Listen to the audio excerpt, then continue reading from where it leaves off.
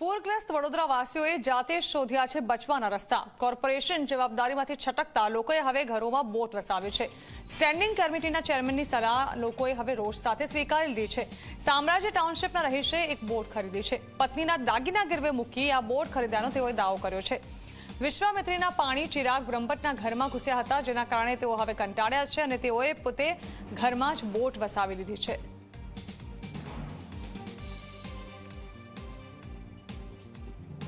વિશ્વામિત્રીના નદીના કિનારે હોવાથી 28 ફૂટ પાણીએ મારી સોસાયટીમાં પાણી આવે, 32 ફૂટે મારા ઘરમાં ને 35 ફૂટે આખું રસોડું ડૂબી જતું હોય છે। અને માન્ય ચેરમેન શ્રીએ આપણને એવી સલાહ હતી કે જે પણ નીચાણવાળા વિસ્તારમાં કે વિશ્વામિત્રી નદીના કિનારે રહે છે એ લોકોએ તરાપા, બોટ, ટ્યુબો, દોડા, ટોર્ચ જાતે ખરીદી લેવા જોઈએ। તંત્ર પર બહુ ભરોસો રાખવો ના જોઈએ। તો મને એમની વાતને થોડી સાચી લાગી કે ભાઈ બરાબર છે, એ આપણી સલામતી માટે જ આપણને કહે છે।